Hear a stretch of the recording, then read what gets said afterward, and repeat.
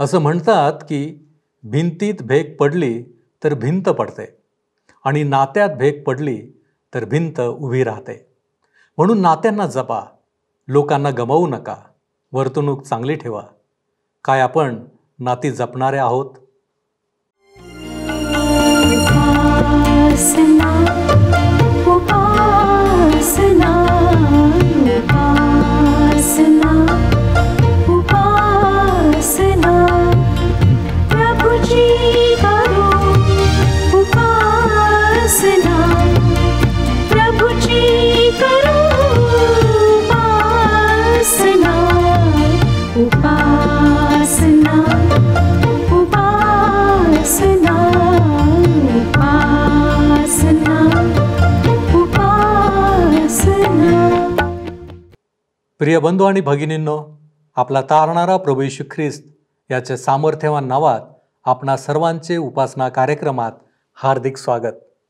प्रियांनो, विचारातील भिन्नता असेल तर संबंधात समस्या निर्माण होते.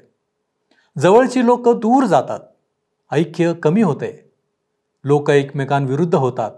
भांडण, तंटा, मारामारी यावर न थांबता अगदी एकमेकांचा जीव घेण्या इतपत बदल जाते.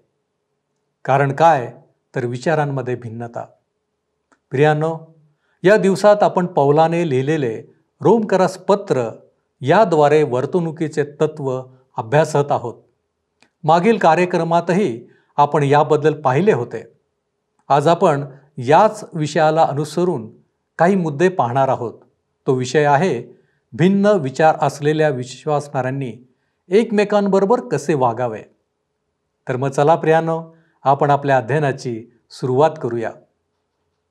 श्रोत्यांनो, ह्या दिवसांमध्ये आम्ही रोमकरास पत्र ह्याचं अध्ययन करीत आहोत. 14व्या अध्यायाला आम्ही मागच्या कार्यक्रमात सुरुवात केली. आम्ही पाहिलं होतं श्रोत्यांनो की पॉल कशा प्रकारे विश्वासात दुर्बळ असलेल्यांशी सहिष्णुता दाखविण्याविषयी सांगत आहे. दुसऱ्या वचनात आम्ही वाचलं होतं की एखाद्याचा विश्वास असा असतो की त्याला कसलेही खाद्य चालते, परंतु दुर्बळ शाक भाजीच खातो. पॉल मांस खाणारा होता आणि त्याची सद्सद विवेकबुद्धी त्या संबंधाने त्याला त्रास देत नव्हती, परंतु पेत्राची सद्सद विवेकबुद्धी मात्र त्या संबंधाने साशंक होती. जे दुर्बळ विश्वासू आहेत त्यांची पार्श्वभूमी भाजीपाला खाण्याची असते आणि मांस खाण्याचा त्यांना तिटकारा वाटतो. आता ह्याच्या मागचे तत्व काय? जर एक मांस खाऊ शकतो तर दुसरा मात्र मांस खाऊ शकत नाही. देवाच्या कृपेमुळे एक जण मांस खातो परंतु दुसरा मांस खाऊ शकत नाही. आता पुढे 3ऱ्या वचनात पॉल काय सांगतो ते पहा. 3रं वचन, 14वा अध्याय 3रं वचन वाचूया. जो खातो त्याने न खाणाऱ्याला तुच्छ मानू नये आणि जो खात नाही त्याने खाणाऱ्याला दोष लावू नये, कारण देवाने त्याला जवळ केले आहे. श्रोत्यांनो, बरेचदा मी लोकांना दोष दिला की ते हे खातात, हे नाही खात, परंतु नंतर मला कळून चुकले, समजून चुकले की अशा प्रकारे दोष देण्याचा मला अधिकार नाही. मी चूक करते. त्यांना जे खायचे असेल ते खाण्याची स्वतंत्रता परमेश्वराने दिलेली आहे. ती त्यांची आवड आहे, तो त्यांचा वैयक्तिक प्रश्न आहे आणि त्यामध्ये खलल पाडण्याचा मला काहीच अधिकार नाही. कोणत्याही एका गटाने दुसऱ्या गटाची अपराध्यात गणना करू नये, त्यांच्यावर दोष लावू नये. जर तुमचा विश्वास तुम्हाला सांगत असेल की मांस खाणे अयोग्य आहे तर खाऊ नका. श्रोत्यांनो, ह्या ठिकाणी मांस हा शब्द उदाहरण म्हणून घेण्यात आलेला आहे, परंतु पवित्र वचनात ज्या गोष्टी उघडपणे मना करण्यात आलेल्या नाहीत अशा कोणत्याही गोष्टीला हे लागू पडते. जर आपणास वाटतं की आपण मांस खाऊ नये तर खाऊ नका, परंतु जर तुमचा विश्वास आहे मांस खाणे चांगले आहे तर तुम्ही अवश्य खा. 4थं वचन, दुसऱ्याच्या चाकराला दोष लावणारा तू कोण आहेस? तो स्थिर राहिला काय किंवा त्याचे पतन झाले काय? तो त्याच्या धन्याचा प्रश्न आहे. त्याला तर स्थिर करण्यात येईल, कारण त्याला स्थिर करण्यास त्याचा धनी समर्थ आहे.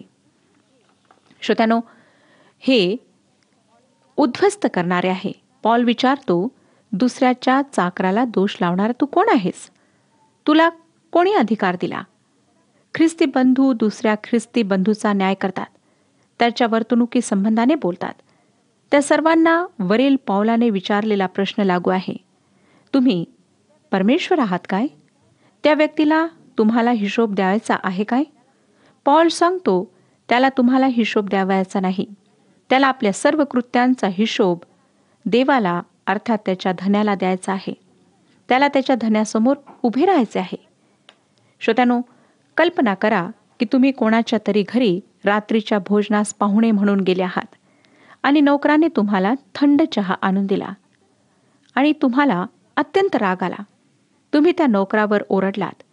रागाने तुम्ही तो चहाचा कप फेकून दिला आणि नोकराला वाटेल तसे बोललात. तर त्या घरात तुमच्या ह्या वर्तणुकीमुळे एकदम शांतता पसरेल, कारण तो नोकर हा तुमचा नोकर नाही. कदाचित चुकीने त्याने तुम्हाला थंड चहा दिला, तरीही ते तुमचे घर नसल्यामुळे तुम्ही अशा प्रकारे त्या ठिकाणी वागू शकत नाही. समजा माझ्या वागणुकीतला एखादा गुण आपणाला कदाचित आवडला नसला, तरी त्याचा हिशोब मला तुम्हाला द्यायचा नाही. तुम्ही माझे धनी नाहीत. माझा धनी येशू ख्रिस्त आहे आणि मी येशू ख्रिस्ताच्या आधिपत्याखाली आहे. येशू ख्रिस्ताला मला हिशोब द्यायचा आहे. आता पौल ह्या ठिकाणी ख्रिस्ती आचरणाविषयी पहिले महत्त्वाचे विधान मांडित आहे. 5वं वचन वाचूया. कोणी माणूस एखादा दिवस दुसऱ्या दिवसापेक्षा अधिक मानतो, दुसरा कोणी सर्व दिवस सारखे मानतो, तर प्रत्येकाने आपल्या मनाची पूर्ण खात्री करून घ्यावी. पूर्ण खात्री करून घ्यावी किंवा आपल्या मनाची खात्री करून घ्यावी. आता पौल आपले उदाहरण भोजनावरून दिवसावर आणत आहे. काही लोक प्रभूचा दिवस वेगळा आहे ह्यावर जोर देतात.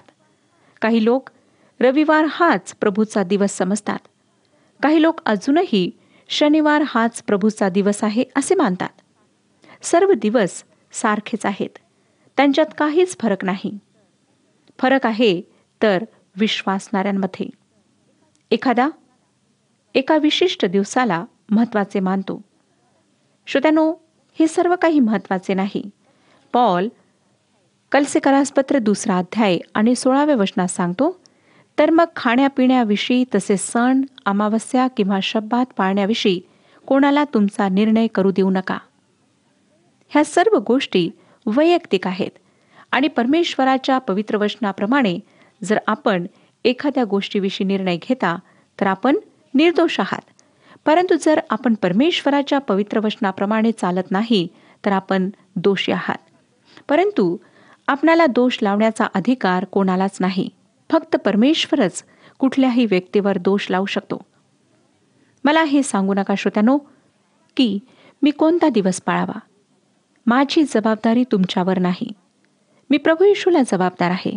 तो माझा धनी आहे.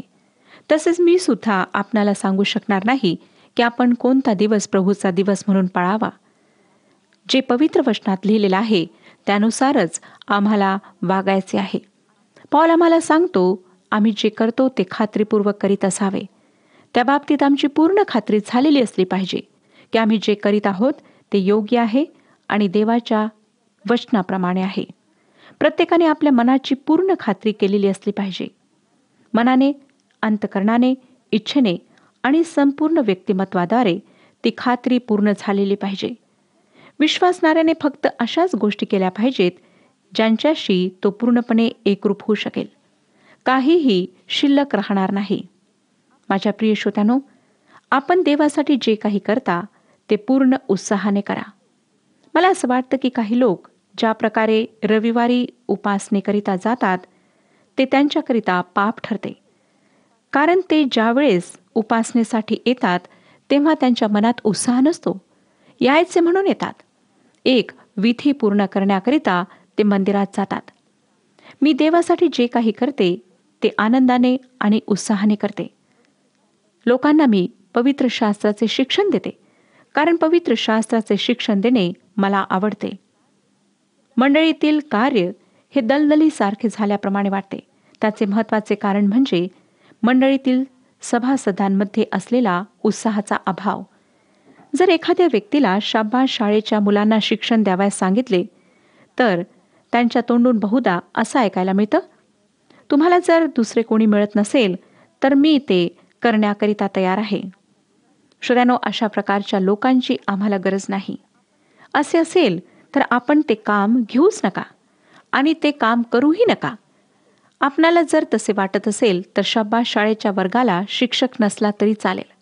कारण ज्यांना आवड नाही, उत्साह नाही, अशा शिक्षकांपेक्षा शिक्षक नसलेले अधिक चांगले आहे. काही लोक मंडळीचे काम करून पाप करतात. खरे पाहता त्यांचा मुळीच उत्साह नसतो, परंतु त्या ठिकाणी त्यांचा स्वार्थ असतो. ते देवाची सेवा म्हणून त्या कार्याला करीत नाहीत, परंतु स्वतःचं नाव मोठं करण्याकरिता, लोकांनी त्यांची प्रशंसा करावी म्हणून ते कार्य करतात. ह्या ठिकाणी पॉल म्हणतो की प्रत्येकाने आपल्या मनाची पूर्ण खात्री करून घ्यावी. आता ही तत्व आपण प्रश्नार्थक गोष्टींना लागू करूया. बरेच लोक मला सतत हे प्रश्न विचारित असतात. असे करणे बरोबर आहे काय? तसे करणे बरोबर आहे काय किंवा चुकीचे आहे काय? त्यांच्यामध्ये विशेष करून तरुणांचाच अधिक समावेश असतो. मी त्यांना म्हणते, तुम्हाला जरी ते चुकीचे वाटत असेल तरीही मला ते योग्य वाटते. अर्थातच ते मला ह्याचे स्पष्टीकरण विचारतात आणि मी त्यांना उत्तर देते. मला त्या बाबतीत काहीच प्रश्न नाही. जर ते मला करायचे आहे आणि माझा विवेक जर मला त्यामध्ये साथ देत आहे तर मी ते करू शकते. मी ते उत्साहाने करीन. श्रोत्यानो, जर आपणाला अशा गोष्टींच्या बाबतीत काही प्रश्न असतील तर आपण स्वतःच्या मनाची पूर्ण खात्री करून घ्यावी आणि नंतरच ते कार्य करावे. तुम्हाला माझ्याकडे येऊन हे विचारण्याची गरज नाही की काय तुमच्या मनाची खात्री झाली आहे. माझ्या प्रिय श्रोत्यांनो, हे खरोखर मार्गदर्शन करणारे असे महत्त्वाचे तत्व आहे. जर तुमच्या मनात जे काही तुम्ही करीत आहात त्याविषयी काही प्रश्न असतील तर मग काहीही असो, तुम्हाला वाटतं की ते चूक आहे तर करू नका. कदाचित ते माझ्याकरिता योग्य ठरेल, परंतु आपणाकरिता नाही. म्हणून तुम्ही स्वतःला जे योग्य वाटतं ते करा. आपल्याला माहीत असेल की जेव्हा येशू ख्रिस्ताला अटक करण्यात आली तेव्हा पेत्र फार दुरून त्याच्या मागे चालत होता. महायाजकाच्या न्यायसभेच्या त्या मोठ्या हॉलमध्ये त्या रात्री तो गेला आणि महायाजकाच्या समोर त्याचा न्याय करण्यात आला.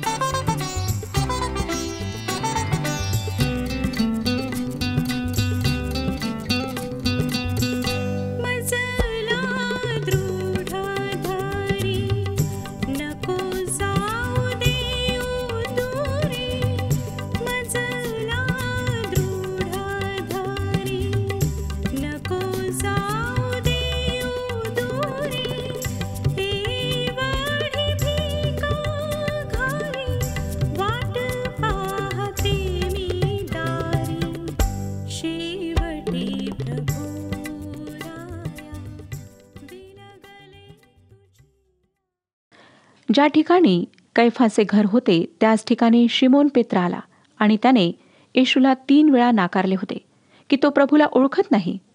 मला वाटतं की त्या रात्री शिमोन पेत्राने त्या ठिकाणी जायला नको होते.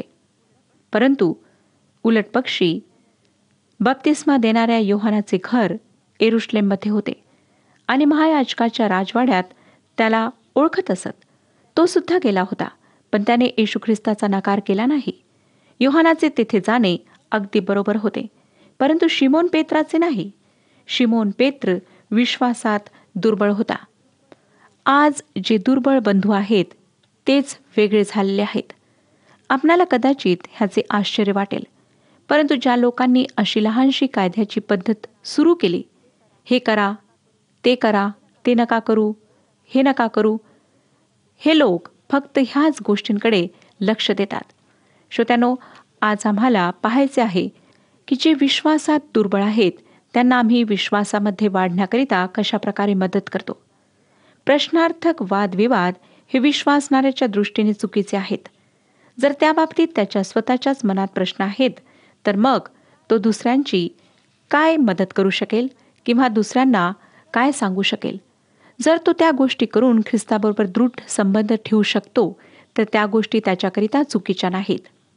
एका तरुण बाईने देवाच्या सेवकाला असा प्रश्न विचारला की काय ख्रिस्ती लोकांनी नृत्य करावे किंवा नृत्य करणे त्यांच्याकरिता चुकीचे आहे काय? त्या देवाच्या सेवकांनी तिला उत्तर दिले, कुठेही जाताना आपल्याबरोबर ख्रिस्ताला घेऊन जाचा. जर त्या ठिकाणी तुम्ही येशू ख्रिस्ताला घेऊन जाऊ शकता तर त्यात काही चुकीचे नाही. त्या बाईला हे ऐकून फार राग आला. ती म्हणाली, खरोखर ख्रिस्ताला बरोबर घेऊन मी आज नृत्य करायला जाणार आहे. देवाच्या सेवकांनी त्या बाईला सांगितले, खुशाल जा, तुम्ही नृत्य करायला जाऊ शकता. आणि श्रोत्यानो, त्या बाई नृत्य करायला गेल्या. एक तरुण मुलगा त्यांच्याबरोबर नृत्य करीत होता. त्या मुलाबरोबर त्या बाईची काहीच ओळख नव्हती आणि तो मुलगा त्यांना पूर्वी कधीही भेटलेला नव्हता. परंतु त्या बाईची दृढ श्रद्धा होती की माझ्याबरोबर येशू ख्रिस्ताला मी घेऊन आले आहे.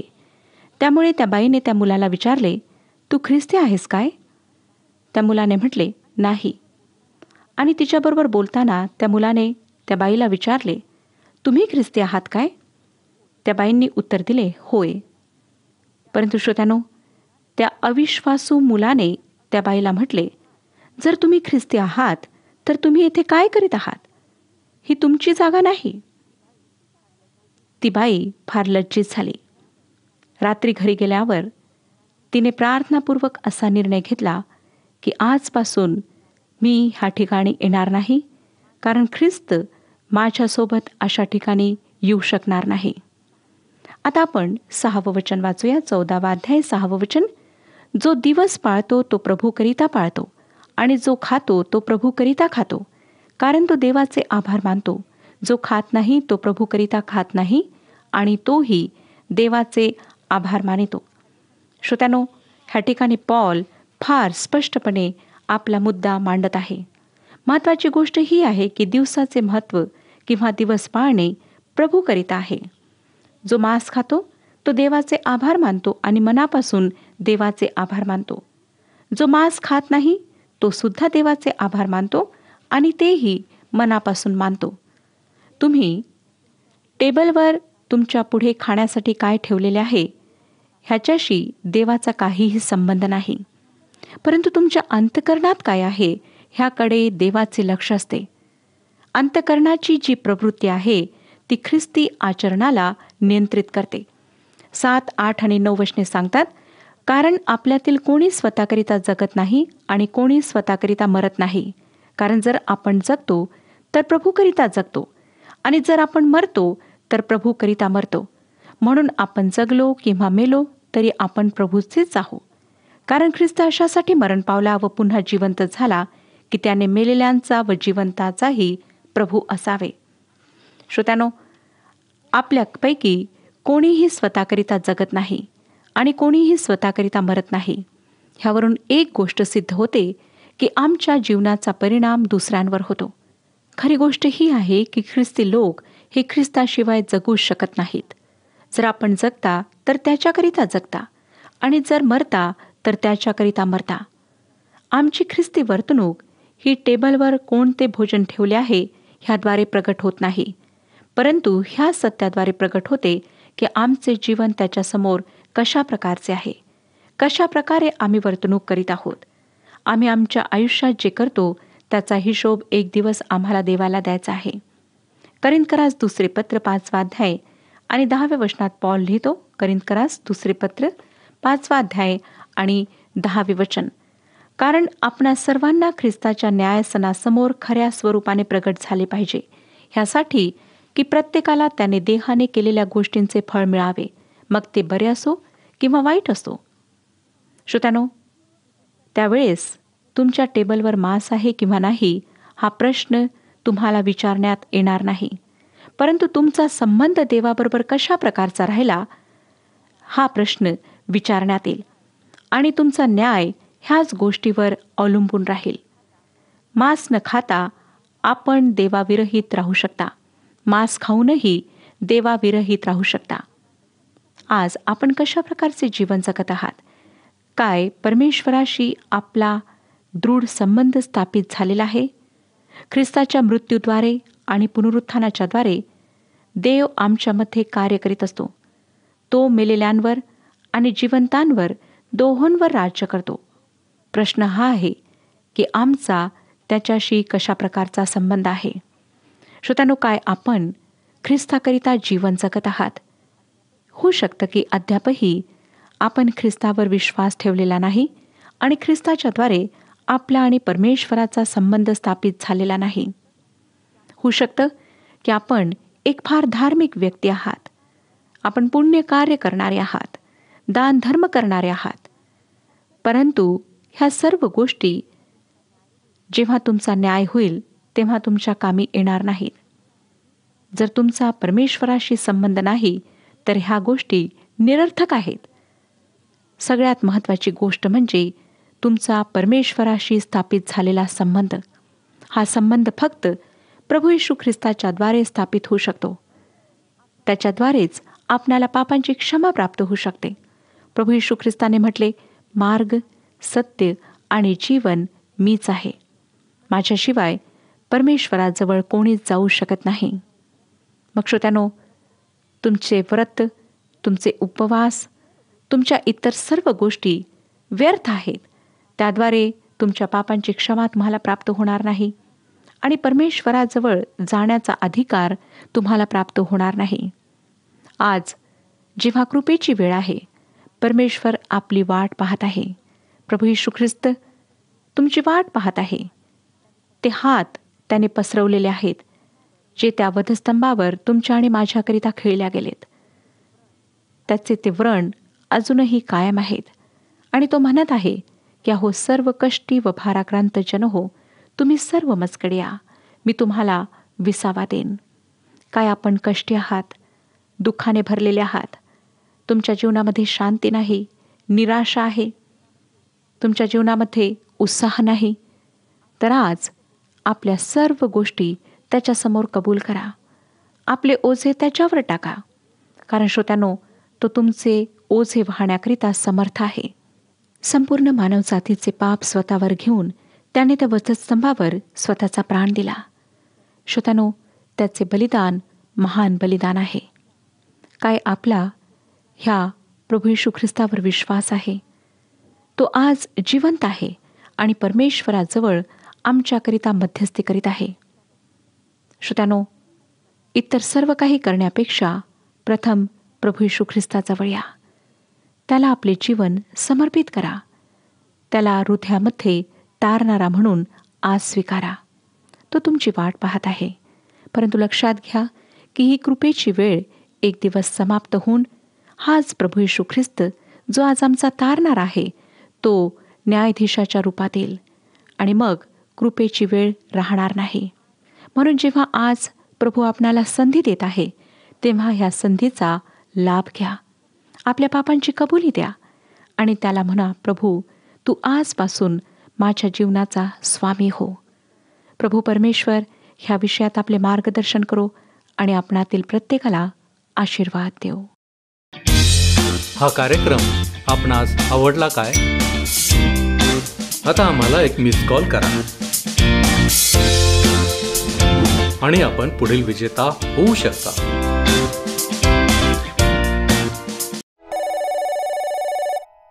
प्रियांनो, माझी खात्री आहे की आजचे अध्ययन आपणास अंतर्मुख करणारे झाले असेल.